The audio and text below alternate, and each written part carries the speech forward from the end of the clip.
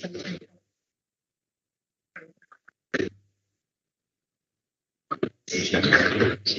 good afternoon everybody, and welcome to November's Birmingham City Council Audit Committee meeting. I'm Councillor Fred Grunroth, the chair of the committee, and I will take us through the agenda. So our first item is to note that this committee meeting will be webcast for live or subsequent broadcast by the council's YouTube site, and that members of the press public may record and take photographs except where there are confidential or exempt items.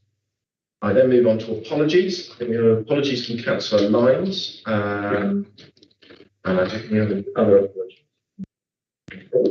So can I then also ask members to introduce themselves when they speak on items. Declarations of interest. Members are reminded that they must declare all relevant pecuniary and other registrable interests arising from any business to be discussed at this meeting. If a disclosable pecuniary interest is declared, a member must not participate in any discussion or vote on the matter and must not remain in the room unless they've been granted a dispensation. Scanning through again the agenda items. I've got a standing non-pecuniary interest in Birmingham. Thank you, Councillor Tilsley. Any other interest to declare? No, in which case I can move us on to item 4, exempt information. Which is possible exclusion of the press and public. That the committee consider whether any matter on the agenda contains exempt information within the meaning of section 100L of the Local Government Act 1972, and where it is considered that the public interest in maintaining the exemption outweighs the public interest in disclosing the information for the reasons outlined in the report. I believe that because of potentially item 5, like the private minutes need to be used. Right, no problem. Take that on item 5. So if that is the case, to formally pass the following resolution, that it be resolved that in accordance with Schedule 12A of the Local Government Act 1972 as amended by the Local Government Access to Information Variation Order 2006, the public be excluded from the meeting in consideration of those parts of the agenda designated as exempt on the grounds that it is likely, in view of the nature of the business to be transacted or the nature of the proceedings, that if members of the press and public are present, there will be disclosure to them of exempt information. Can I get that agreed? So, moving on to item 5, minutes of the Audit Committee, the 18th of October 2022, to confirm and sign the minutes of the last meeting of the committee held on that date, and to ask committee members if they have any points to raise with regards to those minutes or whether they can be agreed. If there's any issues, if there are any issues, no issues, we're going to accept the minutes, in which case, thank you colleagues, we'll accept those, and therefore we won't need to move to the discussion. Given that, I then move on to item 6, and I'm delighted to welcome Councillor Thompson, the Cabinet Member for Housing and Homelessness, to address the committee. This is part of our regular assurance sessions where Cabinet members come before the committee to talk about their portfolio, raise any issues that they wish to discuss with the committee, and highlight to us how they're responding on issues of risk and assurance within their portfolio. Welcome, Councillor Thompson. Thank you very much, and thank you for inviting me along. It's been a while since I've been to this. It's been a while since I've seen you. I just wanted to firstly just outline really some of the challenges that the council faces in relation to housing, and I did address this in the council chamber earlier in this month, and in recent visits to scrutiny. So we all know that there's a lack of affordable housing, there's increasing homelessness presentations and increased numbers of families in temporary accommodation. And there's also a need to invest in our housing stock and improving the private rented sector, and some of that has been outlined in the document that you've got in front of you. And I think it's really important that we really be honest about those challenges that we've got facing us, particularly with the cost of living crisis that we've got coming up, and the fact that we've previously invested in fire safety into our tower blocks, but also that's meant that it's made it challenging to address some of the other issues, because that's where the investment sort of went through that area. So despite the challenges, we continue to develop on the key portfolio priority areas. We staff across the directorate working to provide the best services they can for our citizens. And I do thank them for the work that they're doing, because it's very difficult at the moment with the amount of need that's coming through the doors. It's not very easy for them at all. But it's important that we try to get things as right as possible for our citizens. So Paul, Steve and Sajina, and Steve's online, will take you through the areas identified in the strategic risks and directorate assurance statement. But before I hand over to Steve, I just wanted to just address a few particular areas as well. Chair, one of the things that I do want to say, first of all, is no doubt the whole committee will agree with me that it was absolutely heartbreaking to hear of the death of our that's recently taken place. And it's important that we ensure as much as possible, try to ensure as much as possible that Birmingham City, not just Birmingham City Council, providing homes and support to try and make sure that people live healthy lives as long as possible, but also that we work with other housing associations and partners that deliver housing to that same effect. Now, we all know that MAMP and DOLD is a source of complaints, and I'm sure many members sitting in here have had those, particularly when it comes to this time of year. And you know, that's across all 10 years, and that's nationally as well. And the team have been working prior to the tragic situations that's taken place into looking at some of those issues. And I've been very clear with them that with the cost of living crisis, the information that we give out from a housing perspective also looks at those issues around damp and mould, also looks at fire safety. We worry about people and cameras and all kinds of stuff. So we need to make sure that that messaging goes out as well, is looking after our tenants as well, and tackling things as quickly and efficiently as possible. And I know that there has been some cases where members have raised cases with me, particularly where they didn't think that things were done in a timely manner. And I've made sure that with the team, we've been working with customer services to actually look at the data, to go through the data on some of those issues, because I think it's really important that we task some of those. Now, Chair, full fuel poverty and affordability can contribute to the development of damp, as I've said. And again, that's making sure that we're trying to make sure our properties are the best as possible. And it's clear that we have got ambitions as a council to look at retrofit. That is something that we are very clear on. That's why the 3 Cities programmes has come up, and there is a pilot over in Bromford. However, there's a significant amount of money that costs, and it would cost billions that actually the HRA does not afford for. So we need to look at other ways that we can do that. I'd also ask all elected members, if I can, to be encourage vigilance in relation not just to damp and mould, but other things, as I said, fire safety, the cost of living crisis coming up, and that we really do feedback information that comes from our tenants. And when we're speaking to people, not just in council properties, but across the piece, and I know many members do that. We are taking advantage of as many funding opportunities as possible to enable our homes to go through the retrofit process to be better insulated. So this includes a recent bid for £23 million of grant funding from the Social Housing Decarbonisation Fund, which committing the council to over £90 million worth of investment from our own budget, so it will tailor off.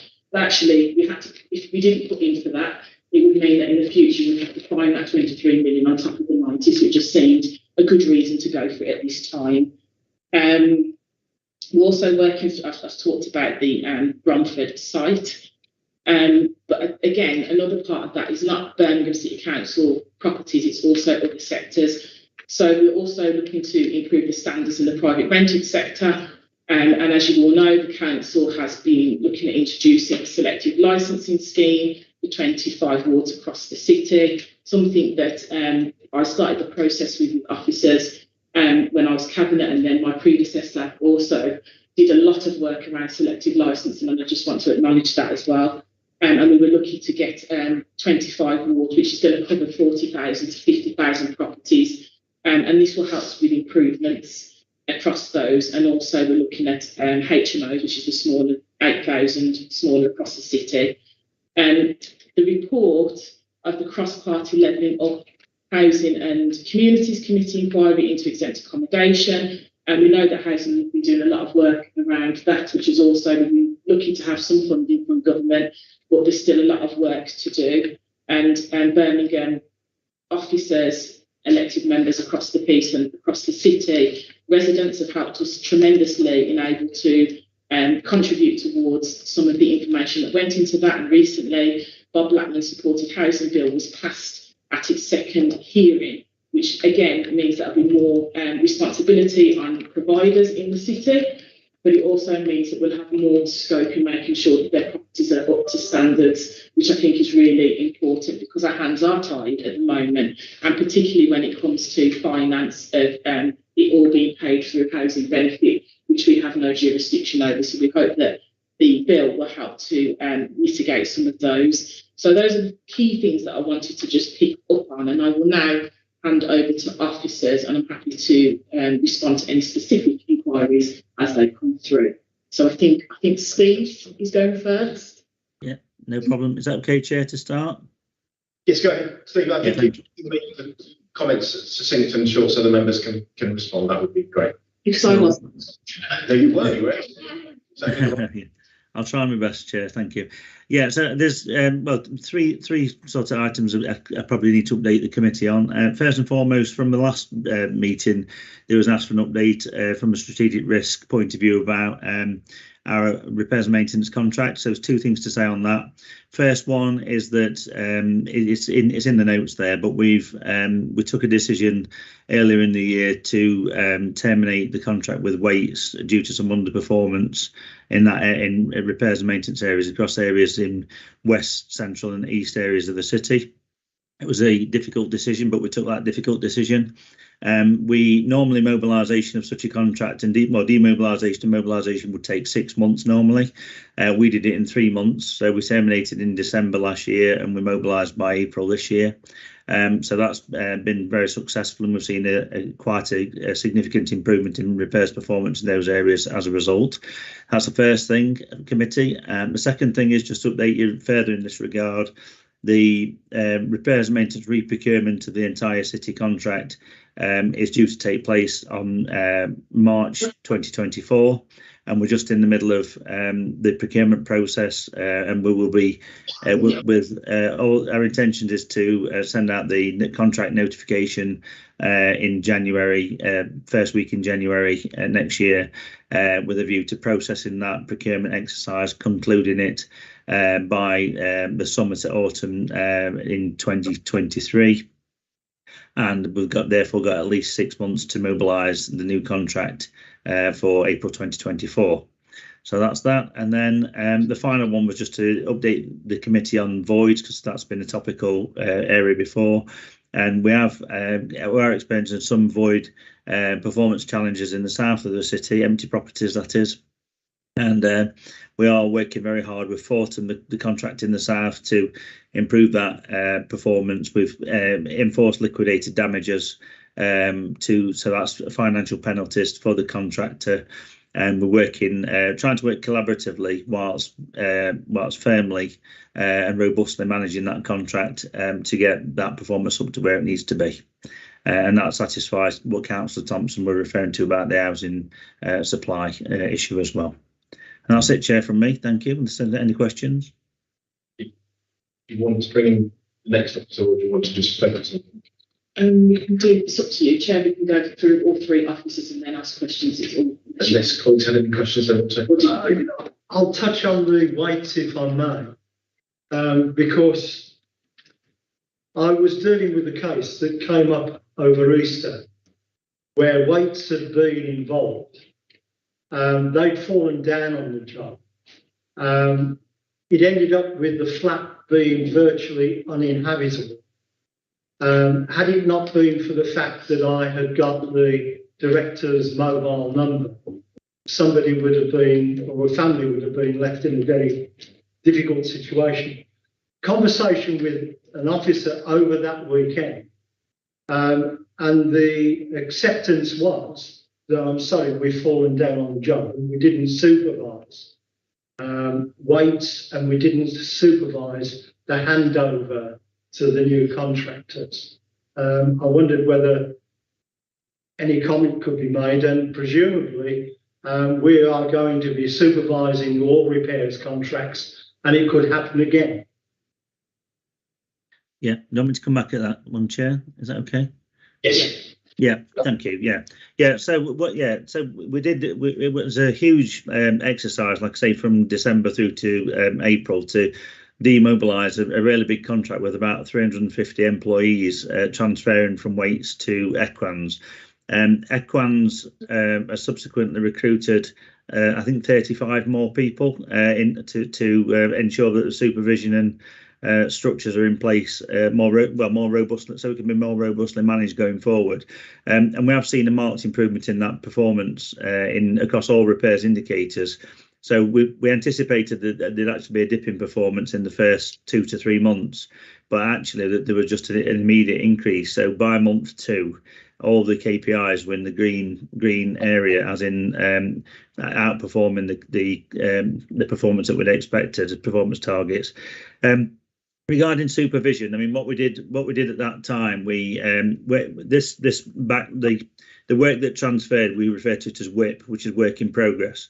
And there was a number of properties where and I think that sounds like the case you referred to was one of those, where it was a property that would have been handed over from the legacy from Waits through to Equans. And what we did in those cases, we wrote a letter to every customer explaining the change. We made an outbound contact directly with every customer, and then we made appointments with every customer immediately upon the transfer. So all those that work in progress has now been it was concluded months ago, and we're to a place where we've got a steady run rate where we're on top of the game really and performing to a high level. So hopefully that won't happen again, and apologies for what experience you did have. Any other points on this item? In which case, I will take it. My question would be, so obviously in the director's assurance statement, talking through the demobilisation of the Waits contract and the moving on from the 410 contract as well. This committee has seen before major changes in contract, which has resulted in significant delays and backlogs happening, and then taking a long time to get through them. What assurance? You say in the report here that Equans are performing at a high level and taking on any jobs left over by Waits. Yeah. What is that essentially we get back, that impact of the change of the contract that is minimised so that we get back to a high quality service as soon as possible? Yeah. I can answer that if you like, Chair. So the period of transition took us about 3 months to get on top of all the work in progress that transferred from one to another. And considering the volumes that we talk about here, because the repair service undertakes 250,000 repairs a year. So if you put that into working days, it's approximately 1,000 repairs every working day of the week. So in context, it was a very successful transition, because within a period of 3 months we got back to normal run rates, and like I say, performing at a high level. So the performance indicators have changed significantly from where they were when Waits were in place through to where they are now. Many of them in the red to now all of them in the green. And therefore the performance is being delivered out as we'd like, and customer experience is far better. We've also seen a significant reduction in customer complaints as well, and the complaints backlog has gone right down as well. It's actually halved. So it is a real good news story, although totally accept that prior to, last year we clearly it wasn't as good as we wanted it to be. Members' inquiries and members' complaints inform that decision. So we listened to what was being said and listened to what was being said from customers, and we took firm action. So can I just add to that, Chair? So I'm adding on from what Steve said. We do have regular performance meetings, not just through the performance chamber, but actually in terms of meetings with Paul and Steve and Gary. One of the things that we've discussed about moving forward is, because Steve is right, we are hitting the target in terms of the performance figures. One of the conversations that we're now starting to have is what does 1% look like? So, if you get 97% or 98% or 99%, that's being accurate. What does the actual 1% look like? Because we do acknowledge the fact that, Birmingham City Council, we've got over 60,000 properties. So 1% could be 2,500 or something like that. So I just want to give you the reassurance that we have had those conversations about looking a little deeper about the 1%. consent, so to speak, as I'm mentioning it, and that's what we'll be doing as we move forward. And that's positive, because that was going to be my second question, which was about, given the context we're now operating in around cost of living, around heating issues, around that tragic death that you mentioned, how are we assuring ourselves that in that 1% of things that we're not getting done are not the hardest cases, the most vulnerable people, and essentially, that 1% numerically feels small, but actually it's a chasm in terms of what we're supposed to be responding to. I think because of also with the cost of living crisis, I think the council as a whole is looking at the cost of living in its whole context. So we are talking about, if a housing officer goes out and sees something, that's their job, what they can see. If a social worker goes out, what are they picking up? It's about who else goes to that property. So it's a bit more of a holistic approach, but also making sure that we're giving tenants enough information about what signs to look out for. So, for instance, the ramifications of not putting, people don't put the heating on, and then in the winter, burst pipes, and we start thinking about things like that. People going out and buying heaters because they're cheaper. Actually, what does that mean? So we are starting to, and the effects it has on maintenance and everything else. So we'll be actively putting something together to make sure that we get that information to residents, but also making sure it's in a palatable way. So, sending letters through the process, that the best way. And I know lots of groups speak on WhatsApp. So can we have something that's shareable on WhatsApp? So those are the kind of conversations that are taking place about how we communicate better. And just to give you that further reassurance, and Paul and I was only speaking yesterday about a letter that we are sending out to all the housing associations, also reminding them of their responsibilities and just asking them to do that a little bit more this year. Thank you, Chair. And nice to meet some of you. I recognise I'm not a new councillor here today, so nice to meet you all. I mean, just another little bit to what Councillor Thompson was saying. Very 1%. So we look at the indicator overall, we see a nice green traffic light, and then the next 4 or 5 hit Councillor Thompson's inbox or my inbox. And it doesn't feel then, his performance is where it should be. So I just wanted to kind of reassure the committee, based on what Councillor Thompson was just saying, that every individual case, some of their will respond to the case. I would like to bring Steve in again in a moment. That's okay, just to talk a little bit about that, but in a bit more detail, because I'm conscious that, following the tragic events, recent tragic events, there's a lot being quite rightly shone on that part of the business now.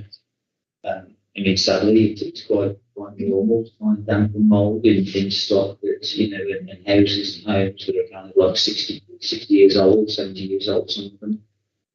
It's then how we respond to it. Some of the analysis we've looked at shows that, again, 1% from me, again, 1% again about our service inquiries every year relate to damp and mould. So then it's, kind of what we do to actually solve that. We can see that roughly 80% of those service inquiries are getting resolved at the first attempt, but then others are coming back for a second attempt, and then another 600 get resolved, and so on and so on until the matter's been dealt with. I guess what the service is trying to do at the moment is kind of balance two things really. It's obviously about the day-to-day, the operation, staying on each case, but also back to what Councillor Thompson was saying about the long-term investment. Is trying to get that proper strategic plan that will get us from where we are now, which is not where we want to be in terms of decency, to a 100% decency across our stock. With our homes that are easier to walk, leads etc. So, with regard to that, just very briefly, there has been a lot of work going on across the council, and this is not just a management directorate, but we have our finance team have been instrumental in carrying this work forward, as well as some external help that we've had to see. We've put together a proper business plan, that can now support asset investment strategy. That'll help us, because all of that's nice words, but if I'm a tenant living in a common society, I want to know when I'm getting my kitchen, when I'm getting my bathroom, when I'm getting my repairs done. So by the spring next year, we'll have that level of information. We'll be able to say, this is the asset strategy for improvement that goes alongside the investment plan. So those are the two things we're trying to balance here.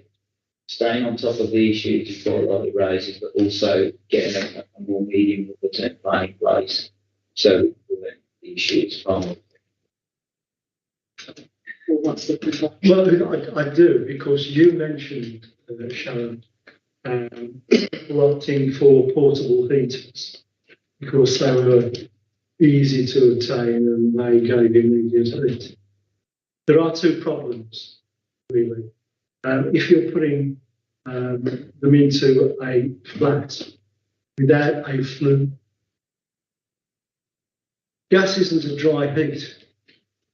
There's a fair amount of moisture that comes out with a portable gas cylinder. And as a consequence, if you've got cold walls, immediately you're going to create condensation and you're going to create the environment for mould and damp. And therefore, any communication that you have, I think, has got to explain that, because it's of paramount importance, bearing in mind what's happened. Thank goodness, largely paraffin heaters are no longer the vogue, but they're in exactly the same position. They're not a dry heat. The only dry heat you can have is an electric fire, unfortunately, and they're very, very expensive. So people are going to go forward for the cheapest option, given where we are.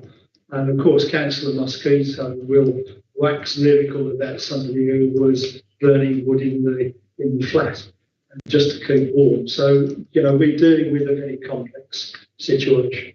Absolutely, and that's just to be clear, I'm not saying you're going to put any like what's it heaters in properties. It's just that with the cost of living crisis, I'm feeling so many people talk about buying a paraffin heater or something else. Exactly, and I'm trying to be helpful. So any communication that we have, that's why we want to include we are cost of living, communication. So it's not just about sort of the financial inclusion and sort of where you can go to get heat or food banks and stuff in terms of housing. I think it's really important to include that information. Thank you. Thanks. Thanks. Any other Councillor Jenkins? Just remind me, if you would, how many units do we have in the Birmingham City Council housing stock? Roughly about 60,000. 60,000. 60,000. And presumably, the vast majority of these, the tenants will pay their own utilities directly. Yeah. Gas. Yeah. So they must be really struggling to pay their electricity and gas bills. Because based on the climate that we're in, yes, because of the national context, I would agree. So, you know, I mean, it's being caused, I'm afraid, by a crazy energy policy and a disastrous net zero policy that's going to end up with a fair number of your tenants being cold this winter, I would imagine. When we have almost unlimited amounts of gas available through fracking, which we were just about to open up, and now we've decided Councillor Jenkins, can I remind that we are an audit committee, not a policy committee, and the committee best addressed for that issue would be the Climate Change and Sustainability Committee. Yeah. That would probably be the best place to do that. I suspect they'd be even less sympathetic to my arguments than you are. But I simply think we're talking about housing. We've got 60,000 dwellings, most of which will have a family in, and a fair number of which won't be able to afford to heat their homes because of the net zero policy that's been implemented. And I just wonder whether that makes you think twice about net zero. Well, first of all, I'm not the cabinet member for climate change, and I think you should address that to him. But second of all, I'm not blind to what's happening nationally, and I'm sure you're not. And we are seeing across the country that people's bills are going up, regardless of what your income is. Bills will go up, ours will go up, our tenants will go up, private rented sector will go up, exempt accommodation will go up, owner occupiers, their electricity and gas will go up. That is about a national context. That's not necessarily about a policy that's been implemented at Birmingham City Council. That's a national policy. So I agree. There is more things that could be done there. But again, that's something that needs to be addressed in terms of nationally. We will do the best that we can with the resources that we have. The council's energy bills are going to go up because we pay energy as well, which is also going to make a costing on everything. So in terms of what we're doing in terms of housing, we are doing our level best to make sure that we will share information with residents to help them in terms of the cost of living crisis, in terms of energy efficiency. We have the pilot that's taking place in Bromford. We've also put in for the bid for the decarbonisation, which also will help and assist in that regard.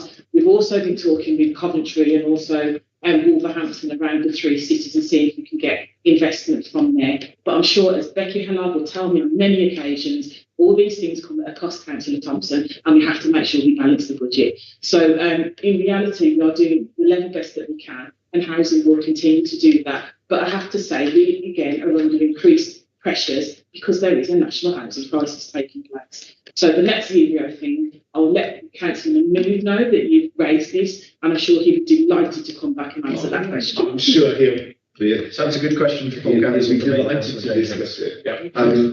Thank you, Councillor. Colleagues, I think we've got a little bit more of your presentation on another subject issue, but I also just want to remind colleagues that I've just determined that some people came into the room after the declarations of interest item. That if you do have an interest, a declarable interest in any of our items today, you do need to make that, given the kind of advice given by the solicitor. If there's any declarations with regard to the private rented sector, or indeed with regard to the culture sport and that. Chair, that's only the private rental sector in the Birmingham City. In the Birmingham City Council area.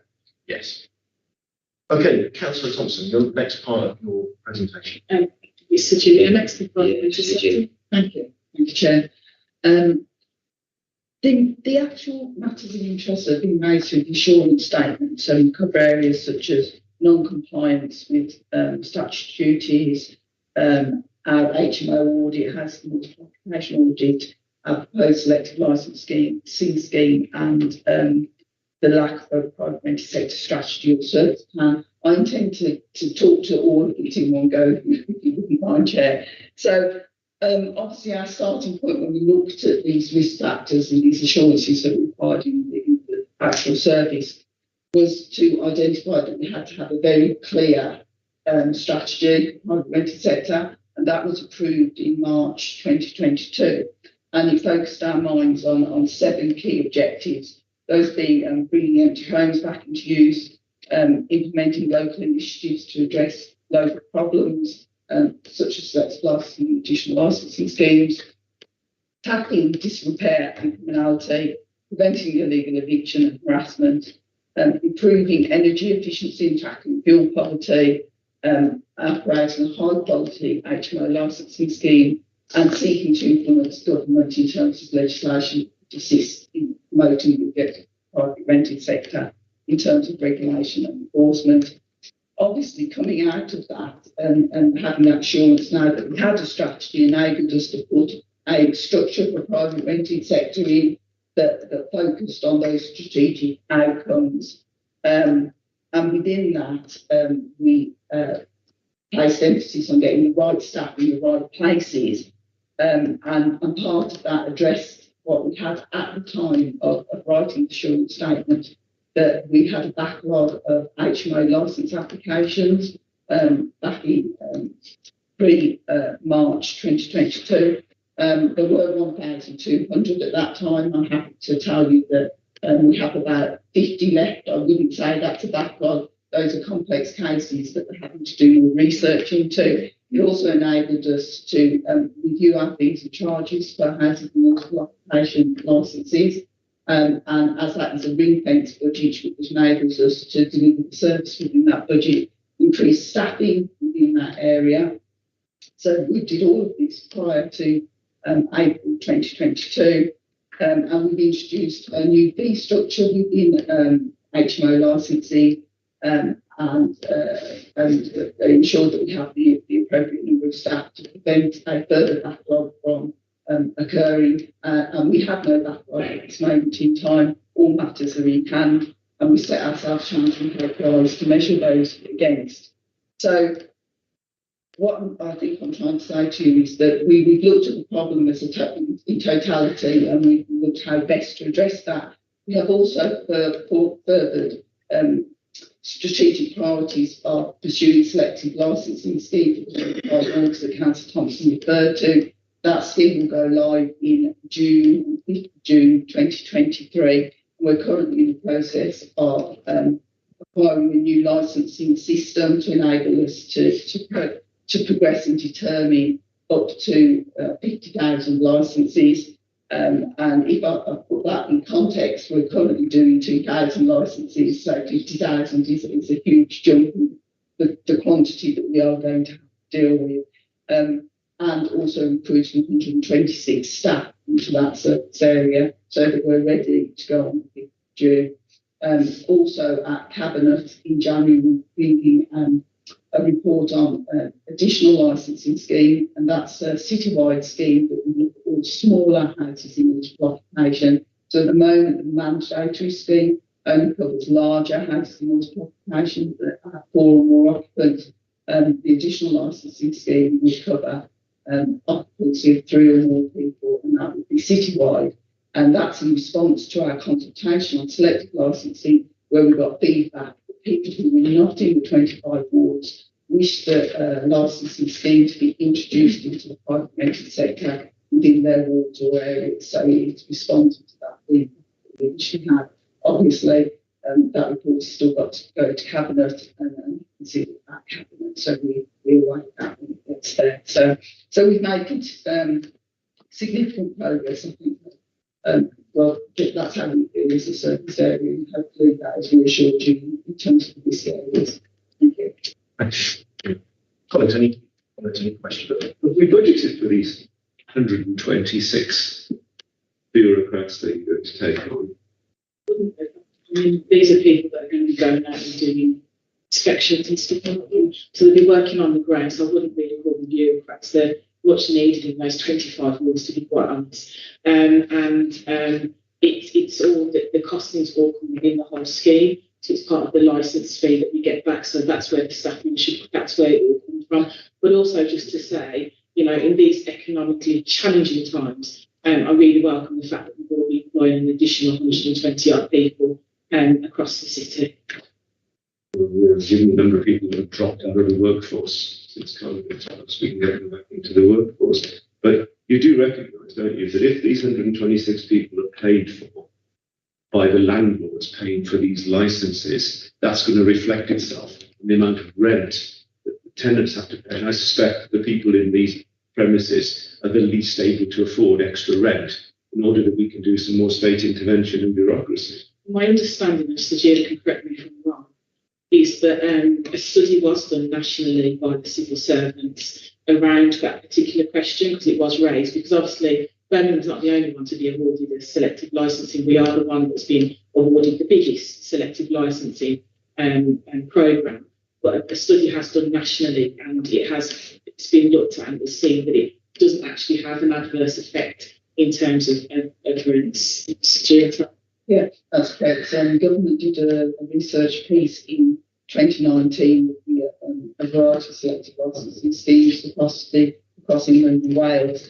And they found that the selective licensing scheme licence fee had no impact, and market forces were far more significant than the fee. So, for instance, we are talking about £120 a year, so that's about £10 a month. That actually is the cost of the licence fee. It's a 5-year scheme, £700 for the whole 5 years. That's what I say. Right, thank you. Thank you everybody for attending. Nice to see you all. I just a couple of questions. One of them was about the staffing recruit. I know we've got a shortage of staffing. Will we be able to recruit these staffs? Because I know now we've got an issue with the shortage of staff. Really good to know that the backlog of HMO is no longer a backlog of HMOs, which is yay. I'm glad Steve mentioned the voids issue, because that's always been a huge issue. Because there's no point having voids, there's no point having empty properties if we can't use them and we've got a long list of people to. So I'm glad you're tracking on that. And the two of the points I wanted to make was about, I know we're talking about looking how we're going to dampen mold in our council stuff. We're looking at private selected. How have I said it? Selected licensing, so the private properties. What about the the housing associations? I know you touched briefly upon that, but then we've got people who are in housing associations, and we're really struggling to actually get communications to and from them. So how are we working with them so we don't have one of the incidents that's happened with report. And then the final point for mine would be is annual home visits for our 60,000 houses. Like I know I have mentioned, Paul, you have, I am, we are going to come up with this, but I thought I'd just throw this in, see. It's not happened for a good few years, probably before COVID. I know we don't have much staff to do it, but if we'd had an annual visit to each property, I know we've got duty of care and we need all services to talk to whoever's in that property and to report back and say with us when we go into properties. But I always find that sometimes communication breaks down halfway through each department. So how are we going to move forward? And is there any chance we do the annual home visits? So I'll start with some before we finish up. In terms of the housing associations, we're going to be meeting with them through Birmingham Housing Partnership. The comms that we're going to be putting out in terms of our own tenant, we will agree that with the housing association, so there's a unified message, and we'll be asking them to put it out. And we rely on them in order to do that. The private rented sector, yes, you've touched on. Probably the area that probably concerns me more is probably those that own their own properties, because we have less contact with those. So those are the ones I think probably need more consideration, actually. In terms of the staffing of the selective licensing, once this was approved, that was a clear thing that, Deborah Cadman and myself had a really clear conversation about making sure that all departments, necessarily HR, finance, was all in the right space to make sure that that could take place. And I know that Sajid is working in terms of the recruitment on everything. And then Paul, you've got the annual visit. Thank you, Councillor Thompson. Yes, you're quite right. We have started the recruitment process of working closely with HR. We know that it's challenging to get 126 staff in place for during the peak. Hopefully we'll start the actual advertising in the new year. We have to time it so it's not too early, it's not too late, and obviously we want people, crucial people sitting in those seats at least a month prior to actually going live with the scheme. And we also have to take into account the training that we need potentially for the staff and work with the city. So yes, it's all in hand, and we realise it's a challenge. We're confident we need it.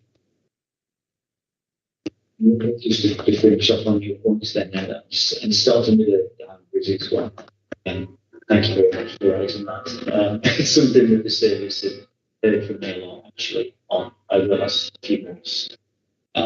We've not been doing proactive visits. Obviously, they did, with a bit of a dip in terms of COVID situation, the rest of it, but that's well behind us now. It's time that we actually return, to the estates and get a lot more visible, a lot more home visits done, etc. And I'm able to report actually on the 1st of November that we try to step this up in terms of redirecting some resources on again preventative, proactive visits actually done each year. The annual task coming back to the 60,000 homes. It's interesting stuff. Can we just call them home visits for now? I mean, I think we're trying to do as many as we can, obviously. I think probably, in all honesty, 2 years will be more like it in terms of making sure everyone has a home visit, because quite rightly, we would target the most vulnerable and most stresses and most concerned about, and we prioritise those visits. But when you've not had a visit for a while, then some things are, you only know what you know. So when you knock the door and you have that visit and that takes place, there's obviously things that the council can learn in terms of support.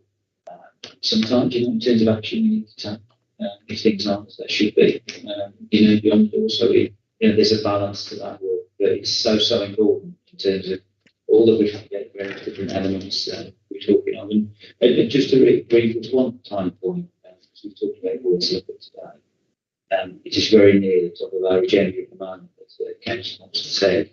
The other areas of the city are well performing within the 28-day target, other than South. So they're all beneath 27 days, 24 days.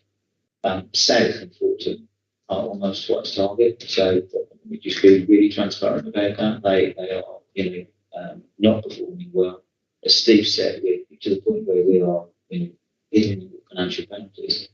But unless things turn around soon, we're really clear on this and supportive on this, we will be withdrawing from contractor and redirecting it to the contractors that are doing that. So, we need to give them within the bounds of the contract enough time to execute that, but we're getting very close to that now. Unless it improves, we'll redirect the work. Okay, thank you. I think that would be really an interesting point to keep the final question on web should be short. One of the challenges going back to the excellent work you guys have done around HMOs, around exemption, around and introducing selective licensing schemes and issues like that. One of the challenges I found was the impact on the wider community of youth managed housing. How and one of the concerns of this committee is often joining up of work amongst directorates.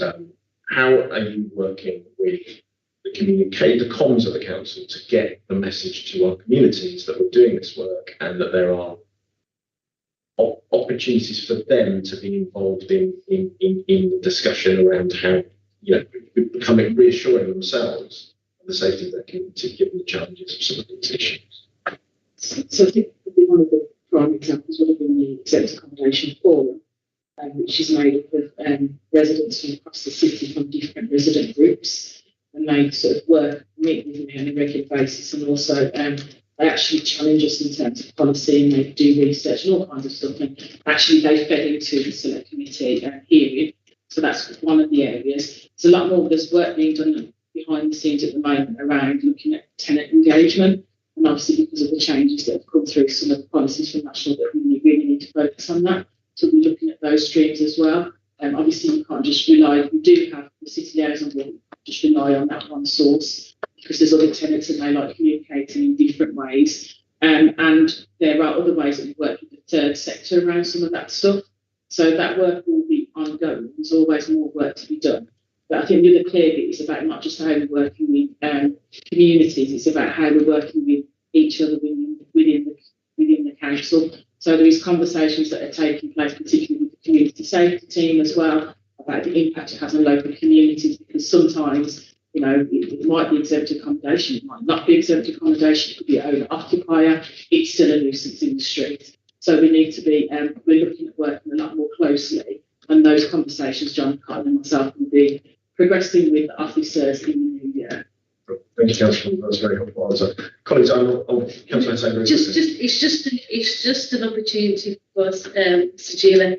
I know you're talking about recruitment drives, and I did offer you it last time, but I'll offer it again now.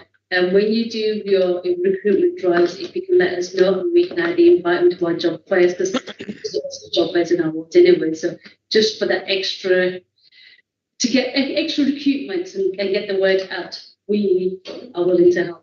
And you just prompted me to say something. Becky Hellard and myself had call it a coffee. Yeah, I'd call it a coffee. Yeah, Becky and myself had a coffee recently, and we were talking about the possibilities of looking at sort of housing focused sort of recruitment drive, not just a recruitment drive, but actually demonstrating what kinds of jobs you can have in housing, highlighting staff that are doing stuff around that. And the whole career. And the whole career.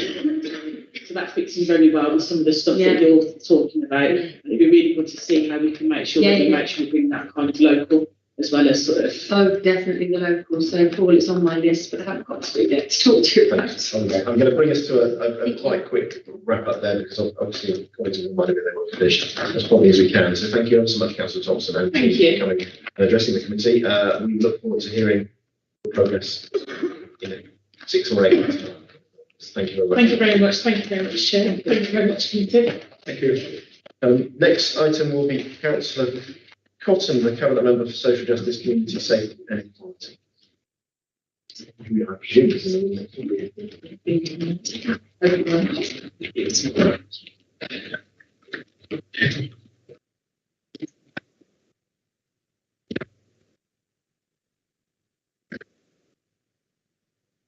I'll see what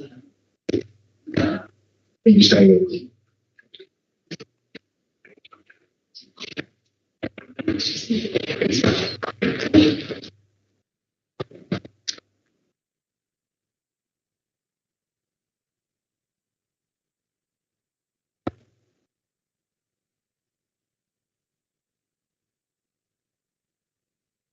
Yes. I did copy again. I've never known it. There's been times when this one's been saying,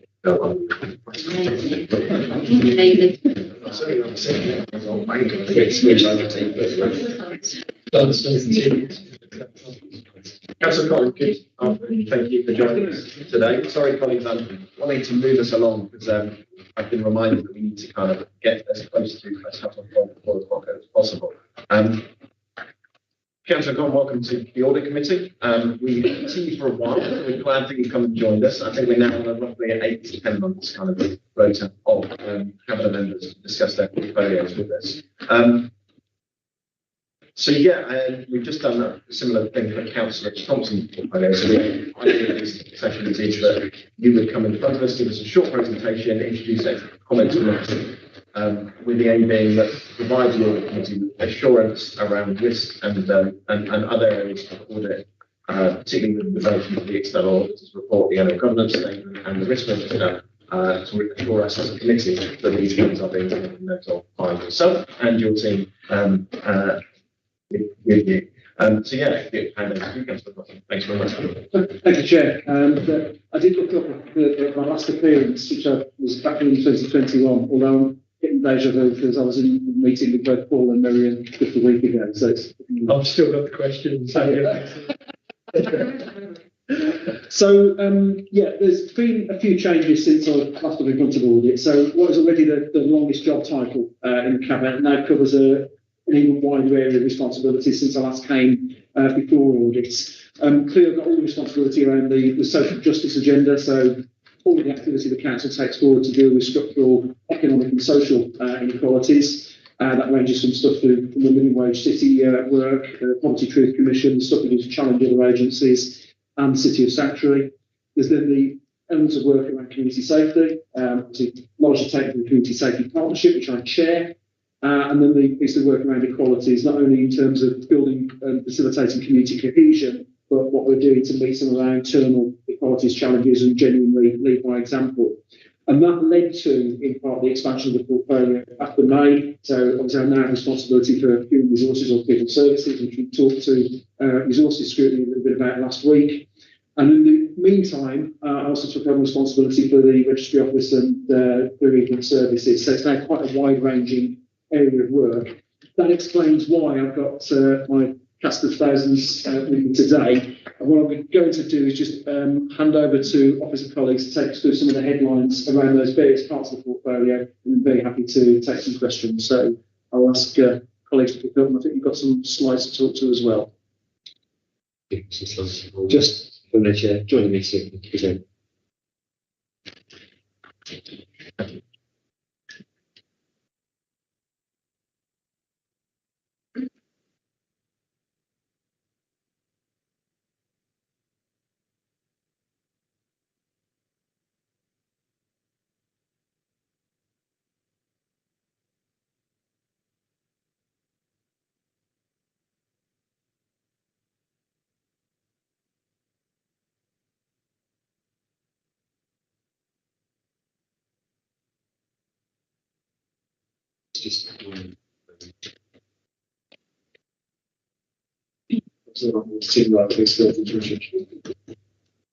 No pressure, Richard. We are there indeed. Excellent. Thank you. Chair, with your permission, I am not going to try and speak to every word. I think we'd be very grateful of that. We've had some quite long presentations in previous meetings, so I know committee members would be very grateful for a short, concise summary. And I am not the person who will need to speak to each of these slides, as Councillor Collins portfolio covers a number of different directorate responsibilities. I'll speak to the items that sit within my directorate, and I think the greatest number of these sit within the strategy reporting partnership directorate. We thought it would be useful to just start with something on the cost of living response, because this is a strategic programme of activity which has been initiated since the last time Councillor Collins was in front of this committee. So the cost of living response is a strategic programme that we've spun up in council since the end of the summer, with 4 key areas of priority work being led through, and those are creation of an equitable water spaces, support to food banks across the city, the improvement of supply of information advice and money advice, money advice and support, and fourth area is the improvement of energy efficiency across our lives. Now, what I want to emphasise about the programme is, relative to the scale of the challenge, our discretionary resources are relatively small. So we have around 500,000 people across the city acutely exposed to cost of living pressures. We've made rapid progress in, for example, opening 51 more spaces by today, and there were none at the end of the summer, increasing the opening hours of our customer advice centres and phone lines. That's leading to increased volumes of people that we're seeing, 1,000 additional contacts at the phone lines, for example, in the first week of extended opening hours. And proposals coming forward about extending support to food banks. The key risk, really, in relation to this programme is that we are just not powered up sufficiently in relation to the scale of the challenge across the city. So we have probably 500,000 people across the city exposed to severe cost of living pressures, of which 300,000 are already living in absolute poverty. And so any sort of individual response by the council is likely to be small in comparison. The way that we're trying to mitigate this is by taking a really strong partnership approach. So we're drawing in the NHS, the voluntary improvement sector, lots and lots of organisations are supporting this, and we're playing our role to try and make this coherent and supporting the activity of lots of organisations. So the Water Spaces Initiative, for example, is drawing together organisations from all over the city, providing them with a consistent level of support, and therefore dramatically increasing our reach into vulnerable communities. And so, and you might have seen some of the results of this in the Channel 4 news item that featured spaces. There's a ton of detail behind the cost of living problem. I'll be back to answer the questions. I hope that gives an overall sense of the initial set of priorities. In the medium term, we need to push this work into supporting household incomes more effectively. So if we're starting with improving people's access to benefits, in the medium term, what we need to get to is improving employment rates, which are low in Birmingham, and improving people's access to decently paid work. So I'll stop there in cost of living if I... Do you want us to come in questions, or do you want us to wait till the end of the floor? There's so much, it might be easy to do one. So if that's okay, Chair. So my kind of question just on that is, one of the things I think we learned from the pandemic experience in terms of responding across the city, particularly using that methodology of excellent partnerships, is that partnerships aren't spread, organisations aren't spread evenly around the city. There are some cities which have, immense certain parts of the city which have immense social capital and connectivity, and others that are almost wastelands in terms of it. And I think that in one sense you can't even pick that out by understanding necessarily the different parts of the city that well. What are we doing to ensure that we know where those areas of lack of support are, and are we increasing our response in order to do that? I think one of the challenges this committee has is we've made the decision to do this. Are we doing it well? And that's so I'm not looking for justification why we're doing it. What I'm looking for is why we're doing it, how we're doing it well.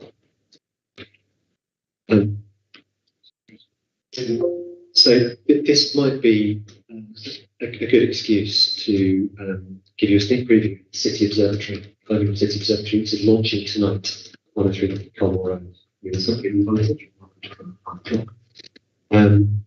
The City Observatory is a collaborative space where we try and make visible exactly this kind of issue across the city. So what's the need? What's the pattern of provision to meet that need? What we've done so far is to produce some innovative mapping of need across the city, where we are. If you look on the screen here, this is our public data platform, where we're able to. I'm sorry. What I'm trying to show you is this picture of the map on the right-hand side. I'm not expecting people to read the text.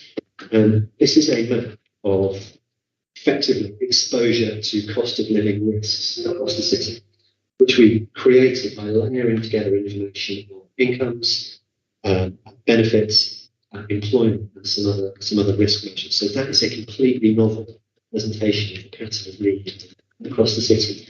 when we click into individual wards, we can see the numbers of people and the types of families who are exposed to these pressures. The next stage of this work is layering on top of this the local population. So we know where our customer contact centres are. There's only 2 of them across the city, customer physical customer service centres. What we now have is the data of where those people come from. So we can map at micro level, where are those customer service centres actually drawing their clients from. We've also got a building up map of the warm welcome spaces, and we have contracts which we've just chosen to extend to provide telephone advice to people in other parts of the city. So the next stage of this work will be to layer on top of the map of need, the map of different types of provision, food banks, warm welcome spaces, access to advice and guidance. So I'm not able to show you that layer at this stage, but I am able to show you progress towards it, and the fact that we now have a platform through which this will be published, and it'll be published for everyone simultaneously. So people engaged in scrutiny, public, and officers of the council all seeing data at the same time. I think the other thing just to add to that is how we then use that to mobilise some of the partnerships that we have in place. So a really good example of something we've got is built community assets. I think the question we kind of alluded to there, Chair, was we've got parts of the city where there's a lot of activity and parts of the city where there isn't necessarily that degree of engagement. And certainly things like the neighbourhood networks that have been built through adult social care are a really good example of how you can start to mobilise and develop those community-based responses, and this certainly links across to that and the work that we do with BSC as a strategic partner in the space as well. Any further questions? It's actually just a more specific question on the point you've got there in terms of the holiday, the meals, school meals for children. So it's over the Christmas holiday. Is that again with children who are entitled to free school meals that's been offered to? Do you know, I don't know the exact relationship between the free school meals entitlement and the selection criteria for this package. We're using an existing scheme that identifies the families in need. I can check for I think that's useful because we're seeing increasing numbers. Obviously, it's not just children entitled to free school meals, because actually it is those working parents who are not, who are going to be struggling. And I know that is a kind of big pressure that everyone is asking about. You know, what's going to happen in Christmas. It is moving further and further up the income scale, isn't it? So, it's not just it's working parents who are. We'll get some more details. That'd be great. My just question is, which that presentation, the snapshot that you just briefly showed us, when can we get a hand on it? 5 o'clock tonight. Thank you. That's a question. Yeah, I mean, it was a complete surprise to me that we paid most of the population to stay at home for 2 years on 80% of their salary and shut down most of our businesses. And who would have thought it's caused the cost of lockdown crisis and damaged the public finances? It was a complete surprise to me that happened. Other interpretations are available. Other interpretations are available. And John is right. The impact of the public finances is working its way up the income scale, mainly because people are paying way too much tax. The state portion of the country that is represented by the public sector is now way too high. Having said that, are you not concerned that everything that you're doing is actually increasing state dependency by encouraging people to take more benefits, to use more benefits, to do all these things? They become ever more dependent on the state and therefore ever less able to lift themselves out of the situation where they need this sort of state aid.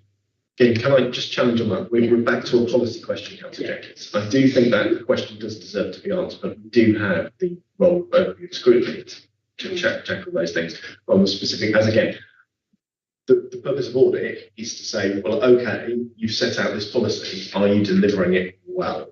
Are we delivering it? But I will let Councillor Cotton respond if there are. So I think the short answer to that in the context of audit is no. Thank you, Councillor Cotton. So I shall therefore move back to Richard to continue to talk us through these slides whilst watching my time. Can I move us on to the Ukraine response? The Ukraine response has now been running since March of this year. Across the whole of the United Kingdom, there are now 100,000 Ukrainian refugees in the country under the Homes for Ukraine program. It's absolutely extraordinary. It's completely unique in the UK. It matches essentially refugees described as guests in the scheme with willing hosts, rather than simply placing people in breakfast or hotel accommodation. It also gives us, as the local authority, very significant data on those arrivals and a one-off grant of £10,500 with which to support them. We've supplied this programme of support through a contract with Refugee Action, and we are facilitating a network of community organisations across the city to provide additional services to both the hosts and the guests under Homes for Ukraine. I should say that there are an unknown additional number of Ukrainians in the city, likely to be in the city under the family visa scheme. We have no information about them. We don't know where they are. Home Office won't give us any information, and we get no funding for them. So they are a sort of hidden element of the Ukraine crisis. But actually, they will be drawing on some of the same organisations that we support. For example, local organisations that support Homes for Ukraine. We ran a grants programme over the summer to provide relatively small grants to the local organisations that are not our main contract providers. And we agreed those grants in September. We had 16 applications, agreed 14 grants, and we committed to working with 2 organisations not successful, so we'll be hopefully successful next time. What I would draw attention to is the big risk at the moment are the Homes for Ukraine guests coming to the end of their initial 6-month placements with their hosts. So when a host signs up in Homes for Ukraine, they sign up for a minimum of 6 months. Large numbers of those people arrived in April and May. So they're now coming in October, November to the end of their 6 months. The government has committed to providing an additional 6 months of thank you payments to the host if they choose to extend their hosting arrangements. Council has taken the decision to top up the £350 payment from government to hosts with an additional £150 for hosts with 3 or fewer guests, an additional £50 for a fourth guest, and an additional £50 for a fifth or subsequent guest. We've now communicated that to hosts, and what we hope that will do is encourage this community to continue providing their support. We have also agreed to provide a package of move-on support for guests staying with those hosts, so that as they come to the end of their arrangements, which we assume that all of them will eventually move out of their homes or properties as the host selling the property, we're providing a package of support with a value between £3,000 and £4,000 per family to enable them to access private rented accommodation, other accommodation. What we don't want is for those people to become homeless and to present to our services, thereby triggering statutory services at much greater cost and frankly with worse outcomes for the individuals. This is quite a complex programme. We have around 7, I'll tell you the figure today because I happen to have an accurate dashboard. We have 680 guests in the city as of today, under arrangements with 298 sponsor families. So this is a moderate but not very large-sized programme. But the individual situations are often quite complex, and the hosts are often highly capable individuals who are helping their guest families navigate complex public services, often for the first time. It's quite a demanding, rightly demanding group of stakeholders which we are engaged with. So that generates some pushback on, are we doing enough? It's difficult to keep up with this. It's very, very fast moving. So as hosts come to the end of their arrangement, they suddenly need to move on. It's very difficult for us as council to respond. So it's challenging us to react quickly. At the moment, we have a good view of the data of organisations in place, and we need to successfully stop this people moving So if it's okay, I'll pause them. Richard, any questions with regard to this? So one question, a factual question, not a policy speech. That Ukrainian gas, what's the basis of the occupation? I'm assuming it's a license. So what's the basis of the occupation? I'm assuming that the Ukrainian guest has a license to occupy a room in somebody's house rather than a tenancy agreement. What question? It would be legally, it would be a license. It's the legal term.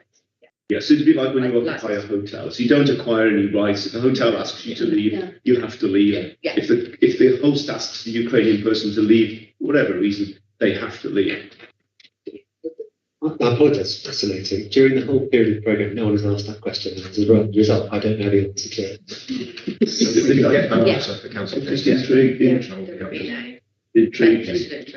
is no interest. It is, you're right, the legal point is it's a license to occupy. Yes, they.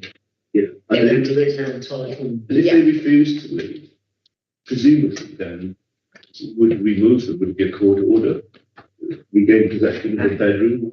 I think if we could find that out as a quick It just intrigued me when I saw it, and I think it's going to intrigue Richard now because he's thinking about it. Intrigued me as well. I mean, technically, you get the police to take back your house. But I'm sure it wouldn't come to that very often. Just intrigued me. That's all. Thank you, colleagues. So, thank you for that item. There's a follow-up question. You get one right today. Fair enough. It's 2012. That is my if we can continue the presentation.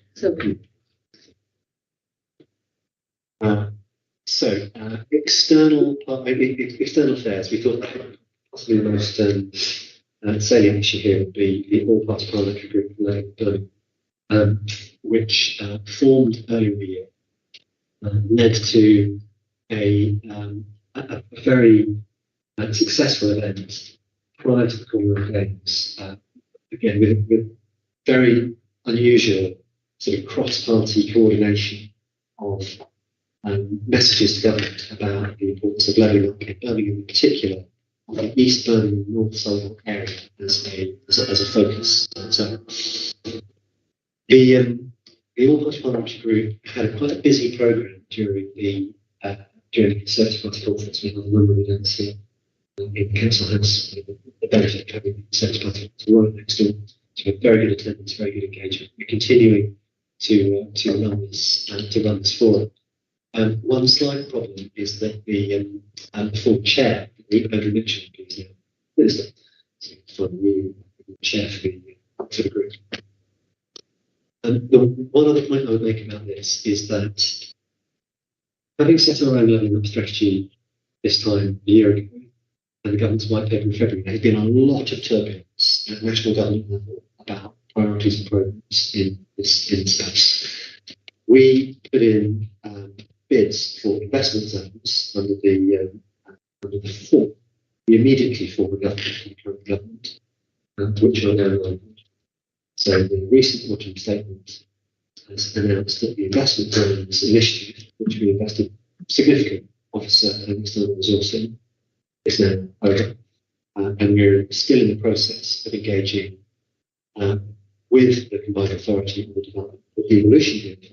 West Midlands is, of course, the largest, by far the largest local authority, but with significant uncertainty around that process. So I would highlight as the key risk here a relatively high degree of uncertainty about government policy in relation to devolution and regeneration.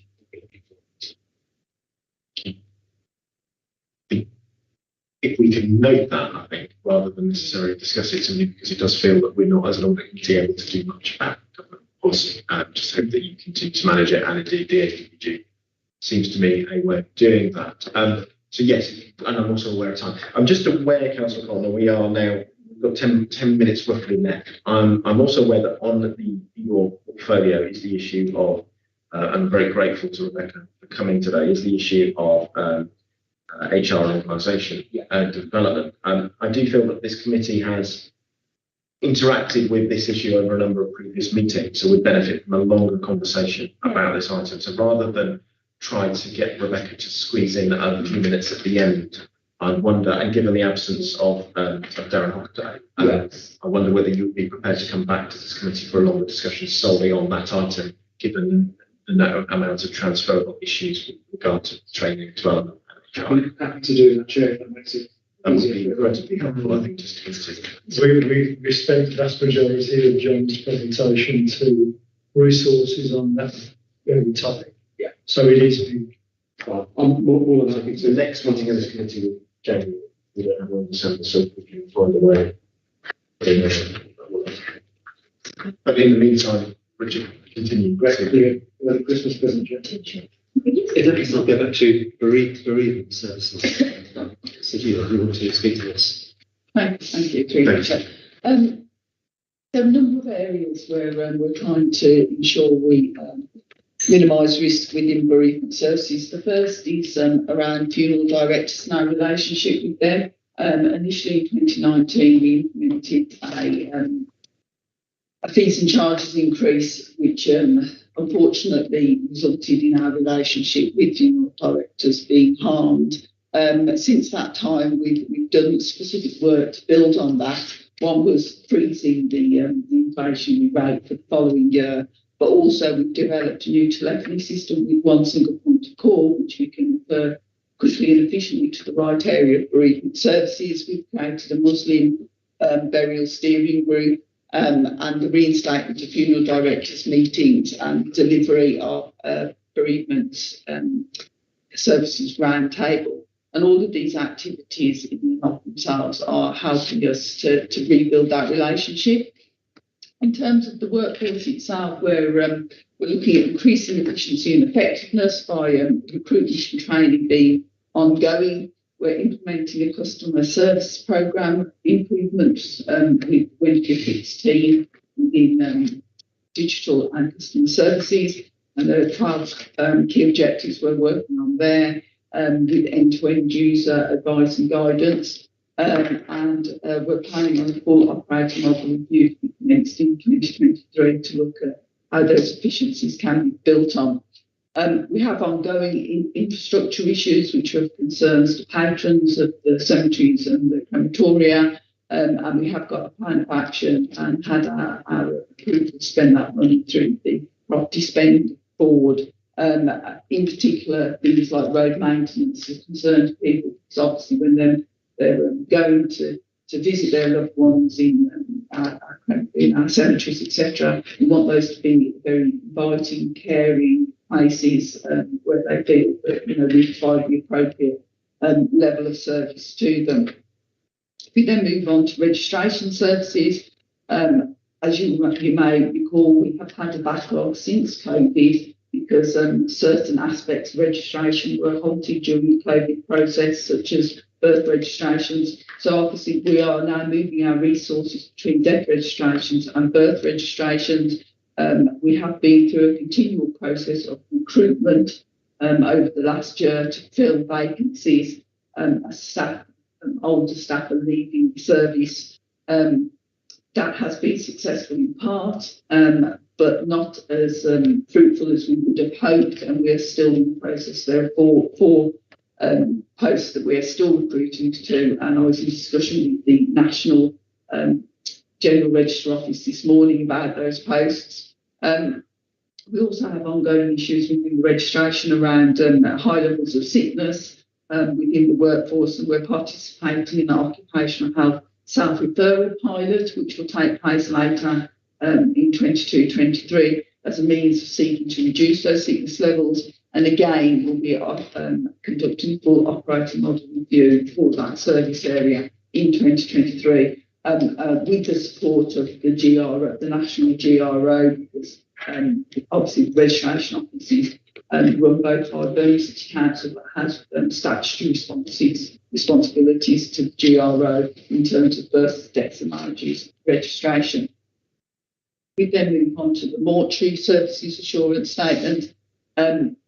We're currently seeking to employ a project manager to look at scoping and commissioning of the new mortuary within Birmingham. You may recall that at one point in time we were looking at a regional mortuary. We've now accepted on a regional basis that that is not viable, and that has therefore enabled us to move forward into looking at our mortuary within Birmingham, which is a very, very old building with maintenance issues, ventilation issues, and we work with Human Tissue Authority to ensure that it's a safe and appropriate place to take the deceased. But really, as we go into the future, we really do need a far better building that can support, for instance, a CTPM scanner within it to ensure that we have both the ability to do non-invasive and invasive post-mortems. We continue, like the rest of the country, to have issues with pathologists, which are very hard to obtain at a national level. We have just put out an advert for pathologists. We've unfortunately been unsuccessful. We will put that advert out again. We are going to have to relook at what we can do in this area, but it is a difficulty which is on a national scale because of the dearth of available pathologists.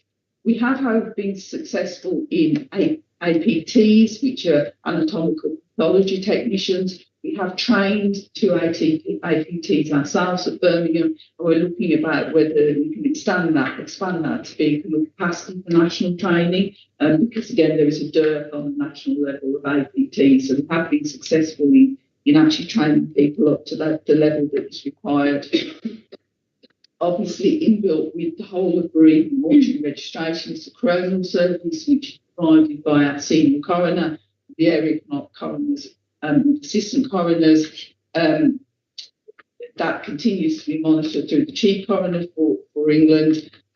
We have got a specific issue around inquests from the activities of one single medical professional, where we'll have significant, and when I'm saying significant, I'm talking hundreds of inquests. And we're in the process of writing to government to ask for appropriate funding to enable the coroner to carry out those inquests. Coronial demands continue to increase, in part because of changes in legislation. So during COVID, there was a methodology used within the medical profession where doctors could sign off the death without the necessity to see a body person, within 28 days. That has been reintroduced, and that has now led to an increased number of deaths being referred to the coroner. We are carrying out a service review to look at the structure and the staffing levels within the coronial service and to ensure that there are appropriate resources for that service to deliver efficiently, effectively, and with passion. Thank you, Chair. Thank you. Any questions, Councillor? So, just 2 quick points. What's the backlog of the birth registration? I know we've had a bit of an issue. And talked about the funerals. As you know, for Muslims and Jews, we need burial as quickly as possible. And then with Easter and Christmas looming around, there's going to be a bit of a backlog with that. So we need the agency that we need to get these buried as quickly as possible. And then how do we have access to graveyards? Because there's a restricted, everything could be ready, but then you can't get access to the graveyard for a certain period. So is there any contingencies over the Christmas holidays, Easter period, bank holidays? What would we do for that? I missed your second point. Apologies, Councillor Hussain. In the first point, the outstanding births are over 3,000 at the moment. On a good day, we can register 100 births a day. So you can see that although we're talking 3,000 to 4,000, that's a significant amount, but we can register 100 births a day on a good day.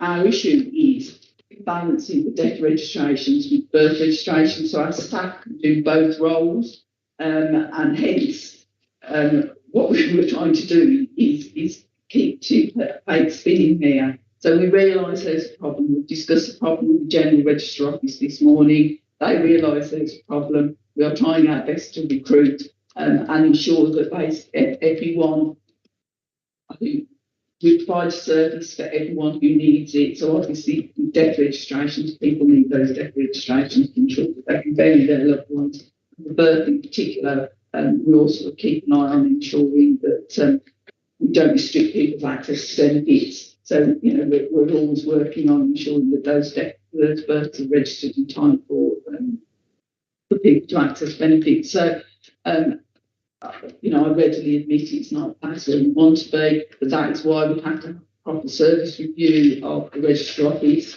to ensure that appropriate levels of staffing are in place to enable us to do the role. We are the biggest registry office in the country, and we have a very diverse community and a lot of challenges. And you know, obviously, when we do our service review, we ensure that we can maximise the output and most importantly, deliver our statutory services. So we recognise the problem we're seeking to address it. The second issue was around registration of death Burials and registration of death. burials as well, and nexus. Yeah, so I'm confident that we've done really well in terms of registration of urgent deaths for particular sectors of our communities. So we have a process where we will register deaths, and there could be, you know, a number of reasons why a death needs to be registered urgently. And we ensure that we have a diary free each day to register those urgent deaths. Equally, you know, in our cemeteries, we are able to offer same day burials or next day burials. But of course, those are dependent on something called a green form being issued by the registry office, and we can't bury without the green form not being issued. So, of course, it's a process where we're very closely interconnected between those service areas. What we are pleased to have been able to do is now introduce evening burials at St Carfield, because in the winter normally Sutton New Hall and all our cemeteries close, with the last burial being about 3 o'clock or 2:30. We can now offer burials at Sutton New Hall until 6 p.m. We've also opened a Muslim section in our Quinton Cemetery with short notice burials there as well. So we've increased our capacity to be able to deal with burials during the winter. And I would say that the huge amount of burials which come in as urgent or registrations, we have a turnover of 24 to 48 hours. So, you know, we are, I think, performing quite well against our indicators in ensuring that we are providing services for all our communities. The other thing, just to add to that, is the work that's now being done to the group charge share, the Muslim Burial Council, which is been really effective in just identifying where there are other potential delays within the system. So some of this is obviously out within the council's control. So there's issues around how, for instance, the NHS and others deal with some of these issues. So together we're just trying to identify where there's other parts of the process that we can speed up, because I think the important thing is that the families are able to bury their loved ones quickly in accordance with their faith traditions and religious beliefs. And this is something that, as this city becomes more and more diverse, we need to ensure that our bereavement services are absolutely in that space where they can meet the needs and the issues of a very diverse community. Let's not forget, we also offer weekend burials, so, you know, our services continue during the weekend and on bank holidays. So, you know, we really do try our best to meet all demand. I do appreciate, particularly on that last item. I do think, and as you've been trying to do, this has been a challenge. We've been working on it, and it impacts so many communities so sensitively. I do think that a way of communicating that to members that then can take that out to communicate to their communities on a regular basis will continue to help ensure, enable us to reassure the public, but also to take the challenge from the public back to the correct place. So it's not what is a very sensitive issue for the city, given the needs we've been through. I'm aware, Councillor Cotton, that we are out of time. I do propose that I will talk to the colleagues have helped set up these committees to bring you back as soon as possible, hopefully for our January committee. So I'm aware that when you've come to us today, we also want to hear from you. I'm very much, I think there is an interaction between those issues. For many, I mean, I noticed that Richard has brought the domestic abuse issue subject onto the subject as well, and I wouldn't want to lose that. So I wondered if, Councillor Conn, perhaps you and I could have a quick discussion at some point to think about how we make the most use of a second session. But I do feel again, and thank you again for coming, that the issue of it links in here. It links in exactly with what Sajila was saying about the need to recruit pathologists and the training development needs, the staff. This committee is increasingly seeing that issue come time and time again before around staff training and rollout of performance-related issues to the wider staff body. I'd like to just discuss that with Councillor Conn and the head of HR and Michael to join us on that, so we can do that as soon as possible. Again, colleagues, I appreciate you coming before us today. I'm kind of slightly duty bound to colleagues my commitment to finish at 4 o'clock. That's why. Otherwise, I normally if they run it on for another half an hour beyond, but not today. So thank you, Councillor. No, thank you. I'll see you in January. Thank you, colleagues. In which case, colleagues, moving us on to the training and audit half-year update report, 2022-2023. That's over to you. Thank you very much. The report in the agenda covers the period September every year. In terms of looking to this committee, subsequently oversee the work of the audit, which takes place by approving the plan, which is done in March, and then receiving the update report, the board report, and the end of the year report. We are slightly below target on this, but we do tend to have a better second half of the year. Just focus on beating all the work program. All the graphs that are in here, by the way, you compare the half year position to a whole year previous. Looking at with the conclusion statistics. But we've issued 112 final reports so far. All of those are listed in Appendix A, and that's on page 27. Look at this vote. This later has been given. That's on the completion of the plan, reports referred to us, and the graph is 35. On page 32, there's a brief summary of the 4 that we assigned a registration to. 4 is about normal, so it's into the year. And then summarise the things that we find when we go and do our school visit.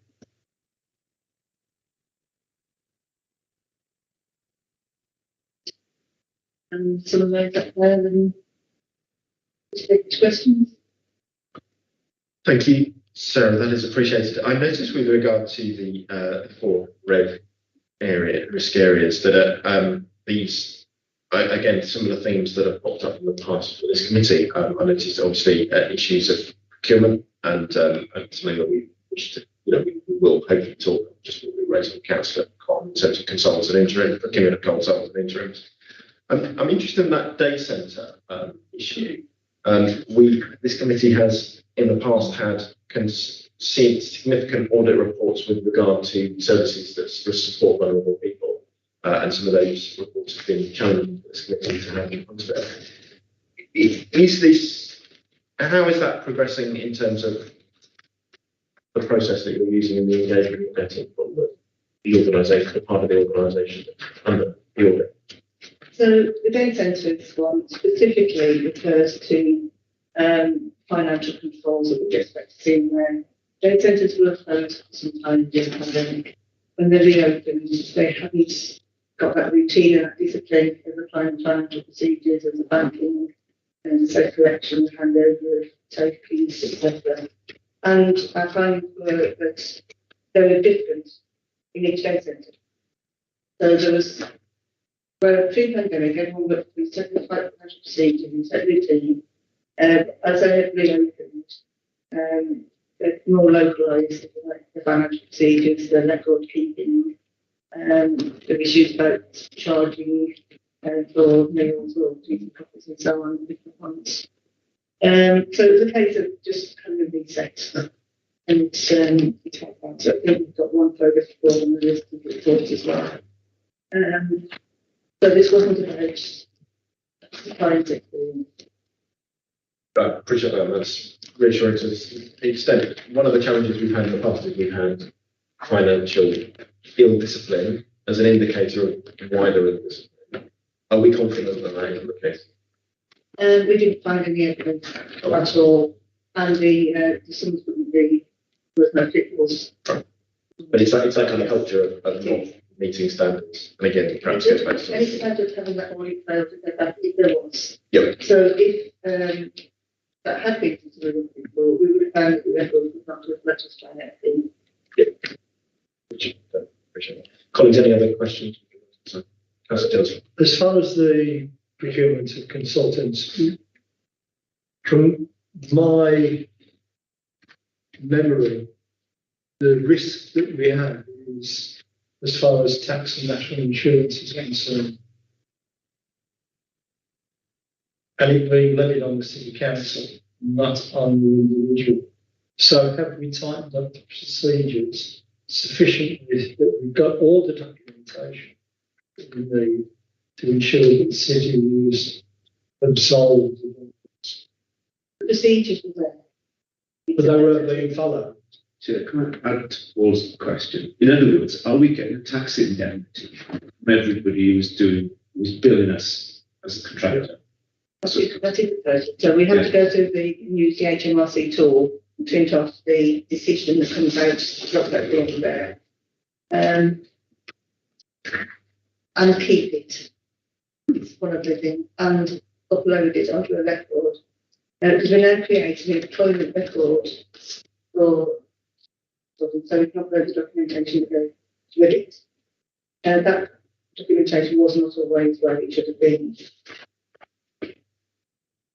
Yeah, and I can put on record point.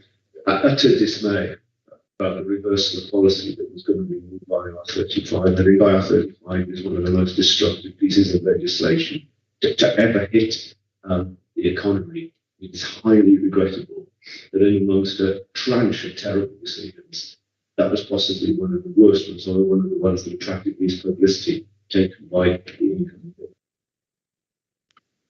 I have very close connections to people with some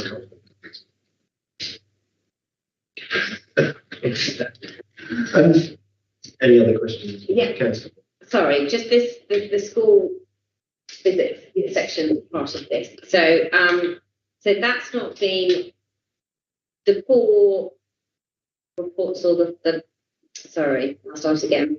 The high risk rating, and you read high risk report. So just talk me through the school visit section and why that's That's a new section. yeah. Oh, sorry, yeah.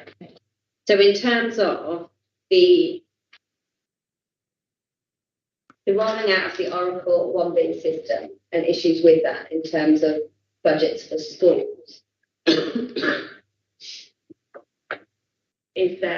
are you able to give an update on that or? No, I don't think it can in terms of budgets for schools. Yeah.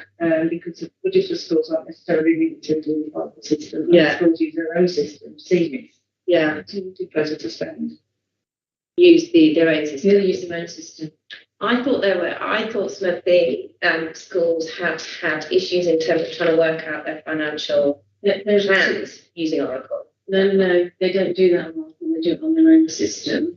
So I think you'll find the problems that we know we've had with Oracle, which isn't really an audit thing. Sorry, yeah. Is accounts payable, payment of invoices, which we're now up to date to completely, unless there's some adverse or someone who's sitting with invoice that they haven't put onto the loader. Right, and therefore the impact of that on their actuals against the budget. Okay, that's it in terms of them being able to forecast and so look forward to their deficits and calculate their potential deficits. So that's where it's coming into. So accounts payable fully up to date. and that is with the system. Yeah, okay. So this committee is due a briefing notes on the implementation of the protocol anyway, but perhaps that answers the first question. It's come at a very opportune moment because we've changed the whole governance over the programme. So we can talk to you about the governance that we've now put into place. That would be helpful. Thank you for your comments. Any further questions? Thank you, Sarah. Okay. Can I then move on to the external auditor's progress report? Is John with us still? No. Oh, sorry, before we do that, members need to note the level of audit work undertaken and assurance provided. John. Hello everyone, and looking forward to seeing members later on this week when we've got our more informal session on audit and our role and so on. So that should be something to look forward to. In terms of the progress update, I can give you back some of the time allocated for this meeting because I'll give a very brief update. The 2021 accounts, as members will recall, have been delayed pending resolution of a national issue on infrastructure assets. We're now told that the statutory instrument needed to address that issue has been or is about to be laid in draft, and it will become law on the 25th of December. So from Christmas Day, we will be able to progress our work in that area.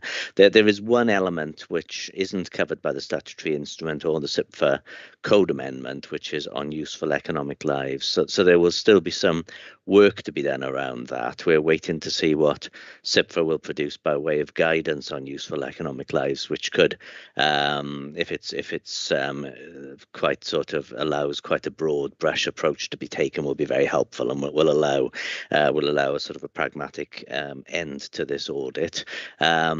Otherwise, we might have more detailed work to be done. So we're certainly making representations, and I know officers across the country are making representations to SIPFA on that guidance.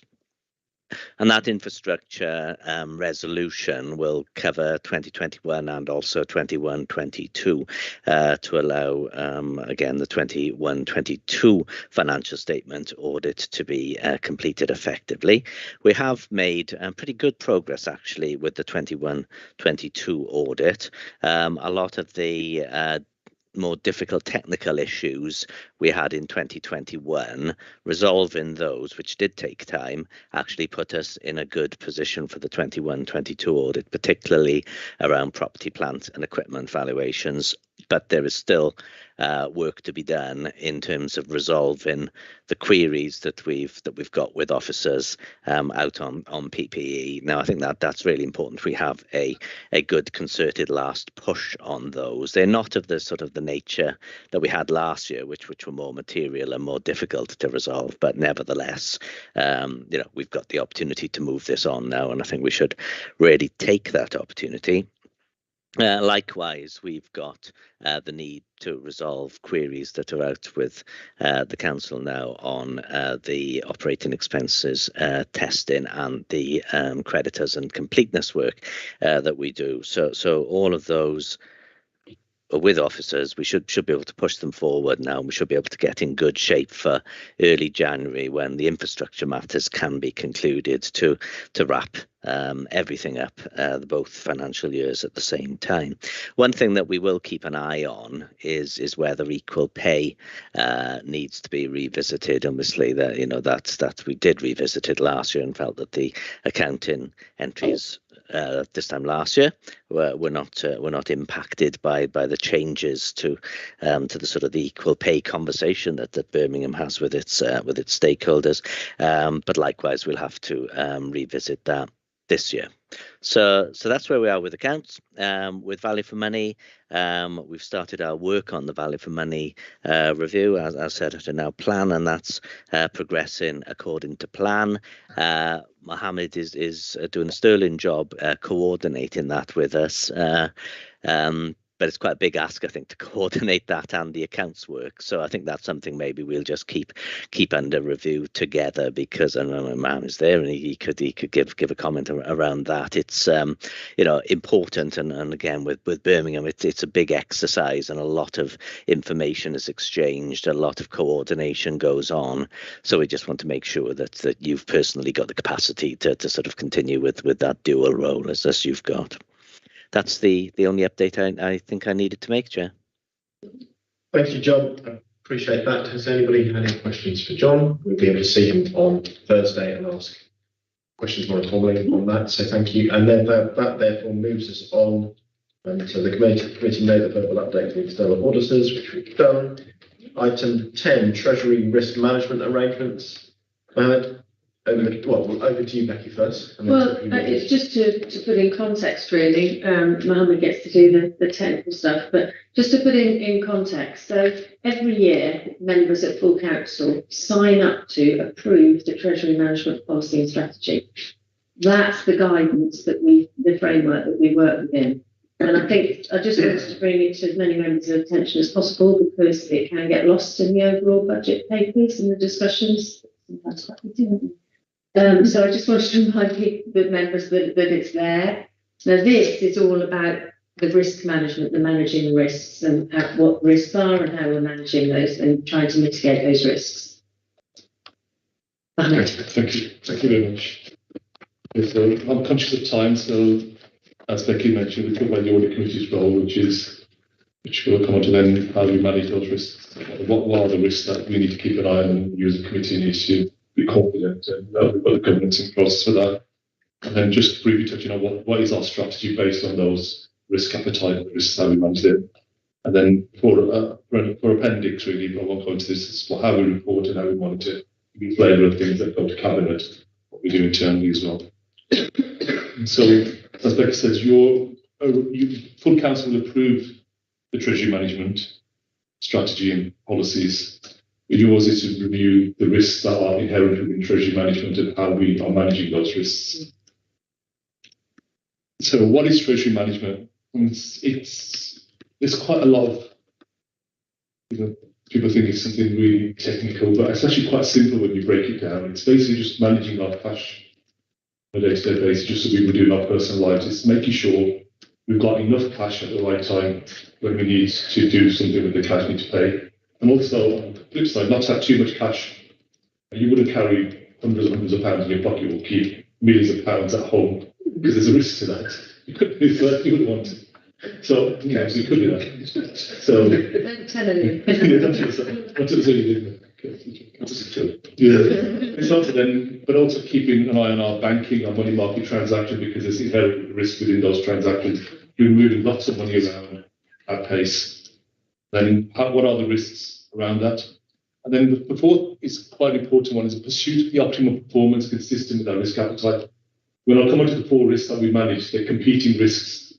You could minimise one risk, but you then be loading onto the other risks that you need to be like, to make sure you've got enough money to pay your bills. You keep lots and lots of money at home, which obviously then carries a security risk as well. You've got so there's a balance with that. So the financial planning process tells us how much we need to borrow next year, or how much surplus cash we have next year at any point in time, and then based around that we set our strategy. So we have to follow, as you can imagine, this is highly regulated and there's a lot of guidance around this. So there are a number of documents that we have a statutory requirement to comply with, and we do comply with those. And if any council wishes to have a copy of those, we supply those to you to have a read of. We don't need to, but we do, and it's a good practice to have an external independent advisor.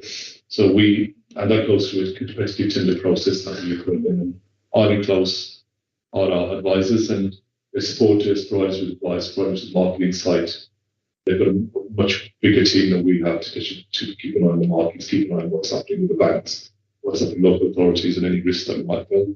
But it's important to remember that the responsibility is still with us. The advisor supporters, we can't offload that responsibility to them. We then are the ultimate decision makers and take action and take accountability for those decisions.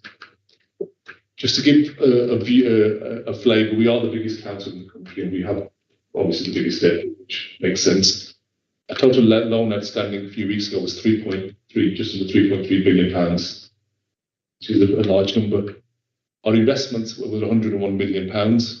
We call them investments. It's basically just cash in hand at the moment that we had at that particular moment in time. That number fluctuates quite highly between different days, depending on what's coming that day and what needs to go out. So just after a salary run or just after a backs run, a payments run, that number does drop to around 45 million.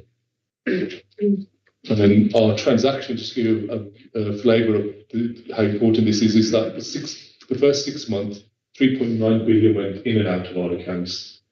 So we do, but it seems a big number, and it does show the risk that we move, how much money we are moving in and out of the council. But a lot of that's the same money. For example, overnight we'll put 20 million out on the market. It's safer to do that with the money market fund. We'll call that back in the morning, so that'll show us 2 lots of 20s or 40. It's expecting the same money. So just so that gives a bit of context that our revenue budget for next year, draft at the moment, because we are still going through the budget process, that we will be spending 258 million on treasury management activities, which is largely the interest payment on our debt plus repayment of our loans. So within the treasury management strategy, you see that split. It's broadly 55, 45 or 50-50 of how much debt we repay. So unlike in a private company, debt repayment is a balance sheet activity, but in local government, repayment of debt hits the revenue account, and we have a statutory responsibility to make a prudent provision each year to repay debt. So that 250 is half interest, so about 120, 130 million of our revenue budget is repaying our debt outstanding. The first risk that we look at is liquidity and refinancing risks. That's basically to make sure we've got enough money when we need it. And you can imagine the embarrassment or the problems we have if we can't pay our employees or we can't pay our suppliers on time, and the operational difficulties that we will get. So that would affect the functioning of the council itself. So that's a key risk we need to do. How we manage that is we have a really detailed cash flow forecast on a day-to-day basis. So we look at what are our contractual commitments of money going in, coming in, going out. So we look at that. And we update that every day. Sometimes we update it twice daily, just when we look at what's in the bank, what's coming. Sometimes unexpected receipts coming up, things we weren't aware of. We assume a payments from the last £40 million, we made a £38 million. So we constantly update that and then make decisions based on that updated information. We target a balance of £40 million, so we would always want to have £40 million of ready cash at hand. And that's based upon a salary run or a backs payment, so that if the market, like it did in 2008, became tight and there wasn't enough liquidity out there, we want to make sure that we've got a bit of time to actually make that next payment run, the next salary run. So we aim for that. And obviously the 100 million reflects that 40 million because that was just a particular moment in time. We try not to go below the 40 million. If we ever do, it's probably 38, 37, but we try to make sure we have 40 million available. What we also do to maintain that liquidity is that have swift access to borrowing. So we do keep good relationships with other local authorities, with money brokers as well, and with a working capital facility with Barclays Bank, who are our bankers, so we can access another 15 million at very short notice from them. So we don't want to carry too much cash, but we make sure we've got enough facilities available. We also have limits on the maturity profile of borrowing, because one of the calls on our cash in a year is repayment of those long-term loans that we've taken.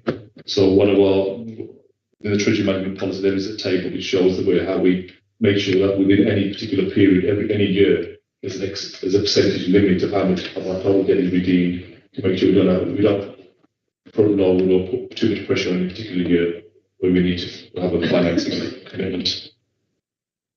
So the other risk is interest rate risk. So which has become quite significant in the last few months, where we want to make sure we can control the costs of this. So when I mentioned we've got a £250 million budget, if we set that budget, we want to make sure that next year we don't come back and have a problem with that. So we want to make sure we manage that on market risk and give certainty to the budget. We don't want volatility coming from this, so that's much certainty for the council. And a 1% rise in the forecast rate will mean a £2.2 million increase in costs. And the last 10, 12 years, 1% is a massive change, but it seems quite a small change now with the Fed banking the raising rates by 0.75% in each month. So significant impact to that. So what we try to do is to keep an optimal balance between short-term and long-term debt. So because we have short-term needs, we don't want to lock in long-term debt. So we know for 2 weeks we'll be short of cash. We try and borrow for two months.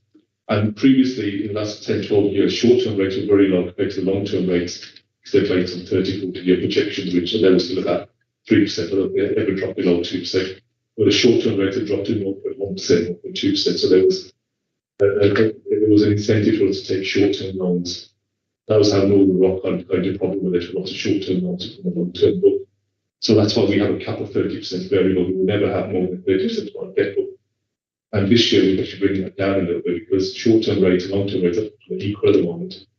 So we'll try and lock in some long-term rates, which we still at historic lows, but they are keeping around that. Any surplus cash we have on repay debt, because obviously repaying debt is much more economical than what you get from investing that money. So we do that. We monitor the market and we're quite flexible to take opportunities. So the team is always monitoring the market.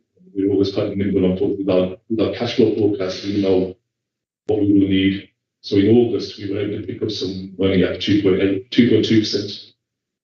So just before, because we knew the rate was going to go. So when we saw a short dip, and even during the crisis in the middle of at the end of September, there was a day when the bank started to buy back the bonds, the rates dropped. So we were able to take some money then as well. So we were able to move quickly because we've got good cash flow forecast. We know when we will need cash. So we can move quickly like that as well. And again, we don't try to borrow too early or too late. So we don't want to borrow too early. So at the moment, I think we don't need to borrow now till Christmas based on our cash flow forecasts, which is a good place to be, especially with the market volatility. But again, I've got to balance the interest rate risk with the liquidity. We've got to make sure we've got enough cash and don't want to keep it too late. The other issue is credit risk, and this mainly comes with our investments where we don't want our money to be lost in the market. So when we do invest our money, we want to make sure that it's safe. We can get that money back. We had the issue last year with Iceland, and at 30 years, the bank credit was international. Cancer invested in certain banks at cost. So if you look at page 70 of your pack, we've got a criteria there where we won't put more than 25 million with any local authority. We won't put more than 40 million pounds with any money market fund. We won't put more than 25 million pounds with any bank. And they've got to be UK banks, and then there's a sliding scale depending on their rating. So we try to maximise those elements. And the last point is environmental, social, and governance risk. So this is something that's come in recent years where we want to make sure that any of our treasury management activity doesn't have an adverse impact on the environmental and social stuff. So we keep an eye on that. So if we have a choice between money market fund and invest our money, borrow our money, we look at the green credentials and the high degree credentials. And whilst balancing the other risks, we don't want to pay too much if we can avoid it. But if there's parity in terms of cost, then we've got for that. And just after the Ukraine issue, we did look at our money market funds and look at our investments and make sure we didn't have any exposure to Russia, which luckily we didn't. And we keep an eye on that. So at this moment, we knowingly do not believe we've got any investments with any exposure to Russia. So I think I'll stop you there because thanks, and yes, with that presentation as well. Whether we don't have much more time, if you have a quick one. It's a very quick one. There's the resident nerd logo. It's 70 million compared with 3.2 billion. We were having an interesting discussion prior to the meeting about the equalisation of the interest rates. So I wondered whether, for the benefit of the college, you could run us through. We've got a number of loans which are low, about £60 million, and the interest rate was fixed on some of those is now lower than the market rate, which means that the lender has the option to raise the rate now. But when they raise the rate, we have the option then to bail out. If they raise the rate above the market rate, then we will then repay that and take alternative rates at a lower level, which will also give us certainty because then we'll take that risk out of our system. So we are ready to move that, and that's already factored in. So we have that cash flow forecast within our forecast. If we have to pay 17 million back quickly, we can do that. So we are ready to move. So we try and make sure we're primed to move quickly and take the opportunity thereafter. Thanks, Graham. Thank you, Councillor. I'm going to move us on very quickly to the final item, or the two final items, but hopefully they can be done relatively quick. Can I just get a recommendation that the Audit Committee notes and considers its report to the Council's Treasury and Risk Management arrangements are set out in on the attached draft 2023-24 Treasury Management Policy, Strategy and Treasury Management Practices. Thank you, colleagues. So therefore, item 11 is a report that is for reading, and I've got a script to read with regard to it. It's from the Local Government and Social Care Ombudsman for Adult Social Care section, a public interest report concerning a complaint that was made about Birmingham City Council around the top-up fee arrangement. And the report is from the Director of the Adults and Social Care Directorate. They are not with us, but John Williams is here to answer any questions.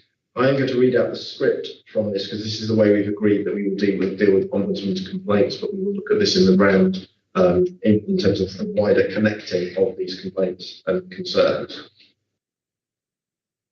Summary of the local government and social care ombudsman public interest report concerning a complaint about the top-up fee arrangement.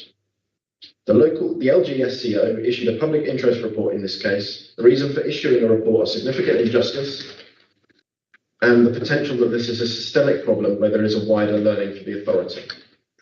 The complaint. Mrs. X complained the council failed to properly explain or advise her about the need for top-up fees for her mother, Mrs. Y's care home, her mother, Mrs. Y's care home, and has wrongly required her to pay these fees since her mother moved to the care home in 2007. Mrs. X says this has placed her family under unnecessary financial strain for many years. The outcome of the Ombudsman investigation. The Ombudsman found fault causing injustice, and as a result, a number of recommendations were made. To remedy the injustice caused, they recommended the council apologise to Mrs. X and pay her £250 to recognise the distress, time and trouble she's experienced. Refund Mrs. X the top-up fee she's paid since Mrs. Y returned to the care home in March 2011. Provide reminders and training to relevant staff of the importance of keeping clear records. The council must be able to show it has offered at least one available and suitable care home. Council should document why a care home is suitable for the individual, any challenge to what is suitable, and the outcome of that challenge.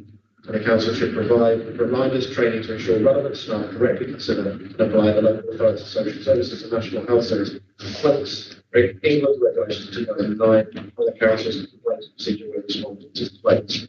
It's the process of this committee to deal with the outstanding audit-related challenges of this complaint with the necessary cabinet member for adult social care when they come before us this meeting. That will be included within the audit, internal audit report briefing that members are given. Are there any specific comments with regard to this that we wish to answer, John to answer in front of us now, or are we happy to ensure that this is included before us the next time we have a member and the relevant director? The only question I would ask you, John, is has the issue within adult social care been closed off? Yeah, so thank you, Councillor. The issue was closed off in about 2019 when we had a ombudsman ruling around our top-up fees. We then refreshed our guidance. We also refreshed all the work we did with our staff. The issue we had with this case is it preceded that date and went back from 2007, where our records were paper records and then being destroyed, and where our electronic records didn't come in until 2011. So to answer your question, yes, it has been resolved. Okay, as long as we've got that. Thank you, Councillor Tilsley. Thank you, John. So we will come back to this item within two items, actually, within the item for the government member for adult social care, but also I think given that some of the recommendations again go back to that training of staff, I also think it should be picked up in our discussion with Darren and Councillor Conn. Okay, colleagues, well, I will then move on to item 12, schedule a recommendation. Sorry, thank you, Randy. The Audit Committee notes the Director of Adults and Social Care response to the Local Government and Social Care Ombudsman's recommendation. Thank you, colleagues. Schedule our outstanding minutes. I think there is only one red item, but that item is going to be carried out this week in the meeting on the 24th. So therefore, that will be turned into a grey box after when that's completed on Thursday. And I think we've got a various series of items around briefing notes from our previous meeting, the last meeting in October, that do need to be carried out. So, Chair, Thank you. And so that briefing note to be shared on the uptake of the annual training across the council, non-compliance and risks associated with the rules of an elected member. That briefing has been circulated this morning. So is it in this training can circulate Right. not really so I'll take all this training. Right. Okay. Thanks. The date of the next meeting is scheduled to take place on Tuesday, the 31st of January. So we have 3 months perhaps without an audit committee meeting. At 2 o'clock in committee room 6, this room in the council house, though, Mandy, you are going to look into see if there is an issue around different rooms. Other urgent business, to consider any item of business by reason of special circumstances can be specified, then the opinion of the chair and matters of urgency. Don't particularly have any. I would add to that the annual report. So the committee will give an annual report to the February council meeting that is not the budget meeting of the council. We will give a report there. Normally the process for that is that one of the officers drafts the report, it's then sent around to members for comment, and any other issues raised with it, it then comes back, and we basically put that, I present that report to full council. So colleagues to be aware that report should singly, the draft will singly with them. And therefore, I also move then to item 15, authority to chair and officers. That in an urgent situation between meetings, the chair, jointly with the chief officer, has authority to act on behalf of the committee. Is that agreed? Agreed. Thank you, colleagues. And therefore, I close the meeting at 7 minutes past 4. Thank you, everyone.